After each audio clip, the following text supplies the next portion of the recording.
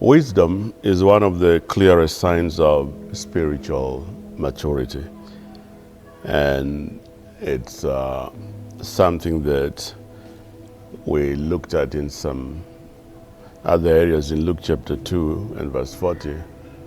We are told that Jesus was filled with wisdom, and even as a child, he was filled with wisdom.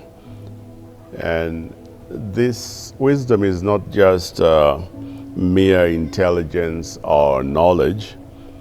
It is divine insight, divine understanding, and divine discernment, which is rooted so much in relationship with our Father. Wisdom is when you have a relationship that is so divine, that you get from the Father, which has divine insight, divine understanding, and divine discernment. That is wisdom. And Jesus did not gain wisdom overnight. The scripture says in Luke 2 verse 52 that he continued to grow in wisdom. It was progressive. This shows us that wisdom is not just received, it is developed.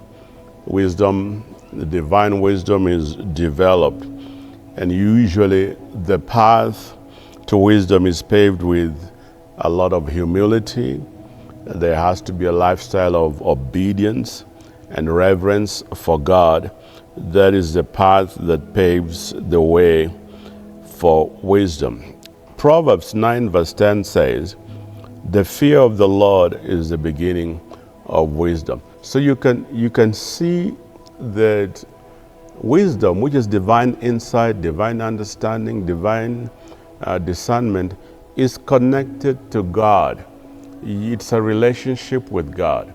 And one of the things that Solomon says is that the fear of the Lord is the beginning of wisdom. In other words, wisdom starts when we recognize God as the ultimate source and authority of our lives.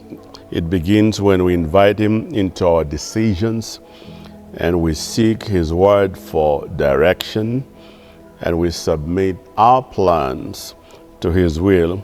Then we begin to grow wise. So true wisdom doesn't shout for attention. No, it walks quietly with clarity. True wisdom doesn't always align with culture, but it aligns with heaven. Wisdom will teach you when to speak and when to stay silent. Wisdom will show you how to walk in integrity when no one is watching. Wisdom will guide you through conflict, through uncertainty, and even in times of temptation. Wisdom is something that we must seek at. It has to be sought at. God promised to give wisdom generously to those who ask for wisdom. That's James 1 and verse 5. And just like Jesus, you can be filled with wisdom, because wisdom is needed in parenting, wisdom is needed in ministry, wisdom is needed in every decision and daily aspects of our lives.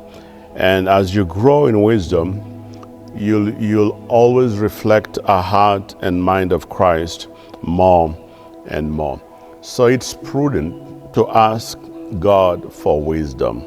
It is prudent to ask God that our hearts be filled and our minds be filled with understanding beyond our years and knowledge, beyond the training that we've ever gone through.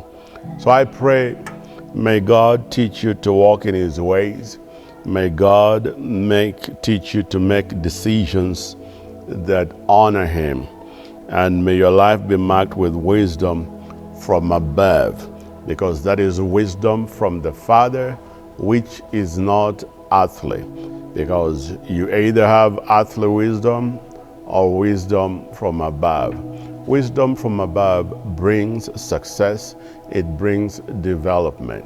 Wisdom from the earth, you may succeed maybe in education, you may succeed in business, but it will ultimately not lead you to life which is true success. May God bless you so much. I hope you're blessed. I pray to see you again next time. Bye-bye.